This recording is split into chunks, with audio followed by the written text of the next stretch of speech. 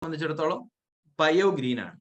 ശരിക്കും ഒരു ഒരു കൃഷിഭൂമിയിൽ അല്ലെങ്കിൽ ഒരു ചെടി എത്ര കണ്ട് വളർന്നാലും അല്ലെങ്കിൽ നൈട്രജൻ കിട്ടി എത്രയധികം വളർന്നാലും പച്ച നിറം കുറവാണെങ്കിൽ ആ ചെടിക്ക് കായ്ഫലം വളരെ കുറവായിരിക്കും.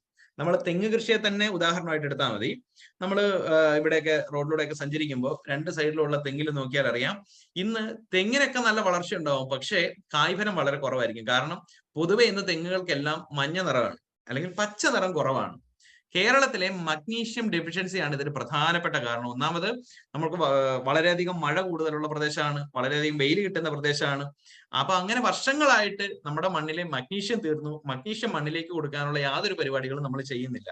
അപ്പൊ മഗ്നീഷ്യം കിട്ടിയാൽ മാത്രമാണ് ചെടികൾക്ക് പച്ച നിറം ഉണ്ടാവുകയുള്ളൂ, അതുപോലെ തന്നെ കായ്ഫലവും കൂടുകയുള്ളൂ. ഈ മഗ്നീഷ്യം കിട്ടാനുള്ള ഏറ്റവും പ്രകൃതിദത്തമായിട്ടുള്ള സോഴ്സ് എന്ന് പറയുന്നത് ഡോളമൈറ്റ് ആണ്. ഡോളമൈറ്റ് എന്ന് പറഞ്ഞാൽ വേറൊന്നുമില്ല, മിനിമം 3% കൂടുതൽ മഗ്നീഷ്യമുള്ള പാറപ്പൊടിയാണ് ഡോളമൈറ്റ് എന്ന് പറയുന്നത്. പക്ഷെ ഏറ്റവും രസകരമായിട്ടുള്ള കാര്യം നമ്മൾ പലപ്പോഴും സെമിനാറുകളിൽ പറയാറുള്ളതാണ്, കേരളത്തിൽ സപ്ലൈ ചെയ്യുന്ന ഒരു ഡോളമൈറ്റും ആക്ച്വൽ ഡോളമൈറ്റ് അല്ല. കാരണം ഇവിടെ രാജസ്ഥാനിലും ഹൈദരാബാദിലുമാണ് ശരിക്കുമുള്ള ഇത്തരത്തിലുള്ള മഗ്നീഷ്യമുള്ള പാറകളുള്ളത്. പക്ഷെ ഇന്ന് കേരളത്തിലേക്ക് വരുന്നത് തമിഴ്നാട്ടിലെയും കർണാടകയിലെയും ഒക്കെ ഇൻഡസ്ട്രിയൽ വേസ്റ്റിനെ പാറപ്പൊടിയുമായിട്ട് മിക്സ് ചെയ്തിട്ടാണ്. ഇതൊരിക്കലും മണ്ണിലേക്ക് ഇട്ട് കൊടുത്തു കഴിഞ്ഞാൽ ഈ ഡോളമൈറ്റ് അല്ലെങ്കിൽ ഈ പറയുന്ന ഇൻഡസ്ട്രിയൽ വേസ്റ്റ് മണ്ണിലേക്ക് കൊടുക്കുമ്പോൾ മണ്ണിലേക്ക് മഗ്നീഷ്യം കിട്ടുന്നില്ല.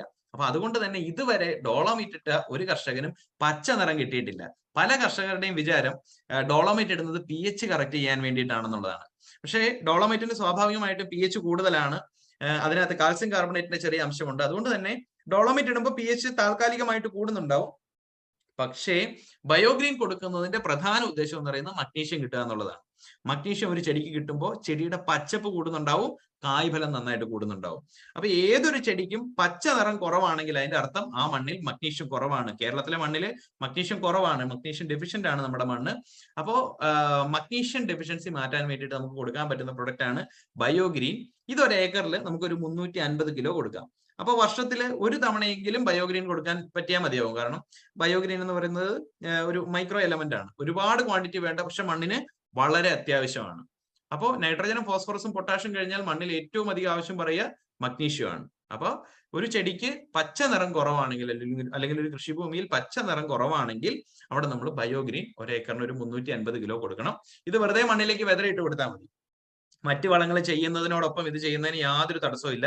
നമുക്ക് വേണമെങ്കിൽ pH ബൂസ്റ്ററും ബയോഗ്രീനും ഭൂമിത്രയും ഇത് മൂന്നും കൂടെ ഒരുമിച്ച് മിക്സ് ചെയ്ത് വേണമെങ്കിലും നമുക്ക് കൃഷിഭൂമിയിൽ അപ്ലൈ ചെയ്യാനായിട്ട് പറ്റും. അപ്പൊ കർഷകരെ സംബന്ധിച്ചിടത്തോളം അവർക്ക് അത്രയും ലേബർ എക്സ്പെൻസ് കുറയ്ക്കാനായിട്ട് സാധിക്കും. അപ്പൊ ഇത് മൂന്നും മണ്ണിന്റെ ഏറ്റവും ബേസിക് കാര്യങ്ങളെ കുറിച്ച് നമ്മൾ സംസാരിച്ചത്. ഒന്ന് മണ്ണിന്റെ pH, 2 മണ്ണിന്റെ ജൈവാംശം, 3 മണ്ണിൽ വേണ്ട മഗ്നീഷ്യം. ഇനി നമ്മൾ വിളകളെ കുറിച്ച് നോക്കാൻ പോവാണ്.